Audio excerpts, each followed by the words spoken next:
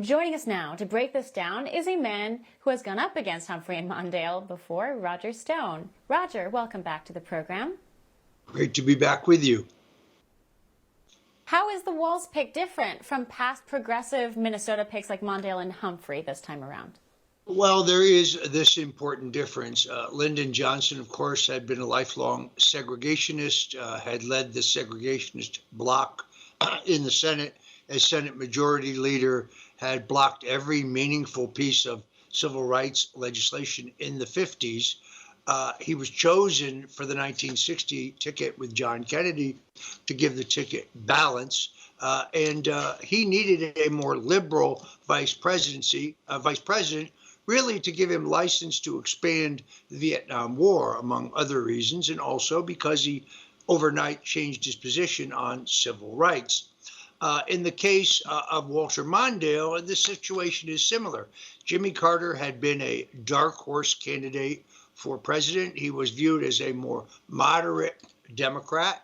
He wore those, flannel shirts, tried to give the impression he was a conservative Democrat in some places. And Walter Mondale reassured the left wing of the Democrat Party. But here, Kamala Harris has chosen someone who is just as left wing, just as progressive, just as out there as she is. Now, I think this was a process of elimination.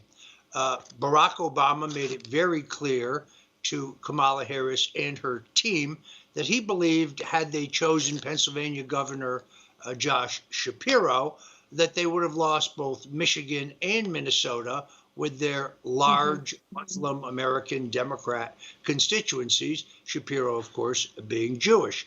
And Mark Kelly from Arizona, the other real contender here, his campaign kind of imploded when we learned that he's actually partnering with a Chinese communist company that makes the kind of surveillance satellite balloons that floated across the United States during the Biden administration, collecting data for the communist Chinese. So I think by process... Yeah, I actually wanted to ask you about that. As an operative, I felt like they released that a little bit too prematurely. I know it was a story that was actually put out, but, it didn't get legs until he was actually considered in the running. But it seems like strategically, operatives would have released that a little after it was too late.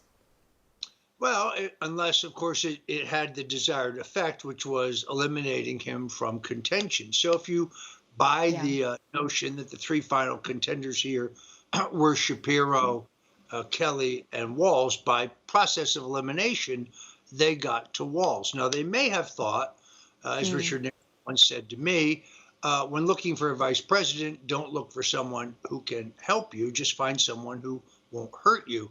But the longer we look and the closer we look at Walz's record, I think there's a lot of damaging stuff here. First of all, there's the whole question of stolen valor. His entire political career, he has done his military service, but as J.D. Vance pointed out this morning, when his unit was called up to go to Iraq, well, he dropped out.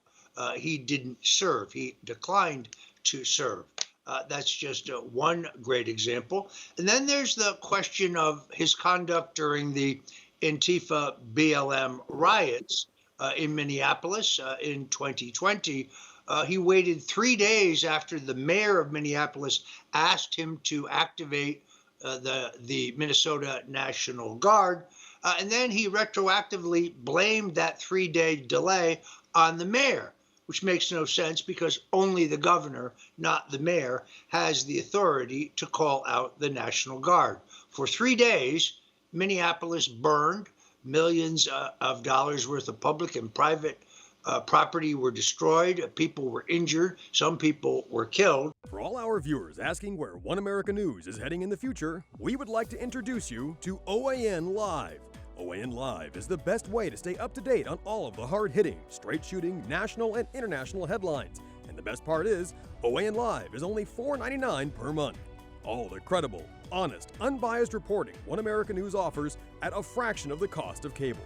Just go to OANN.com to easily sign up for OAN Live and stay informed.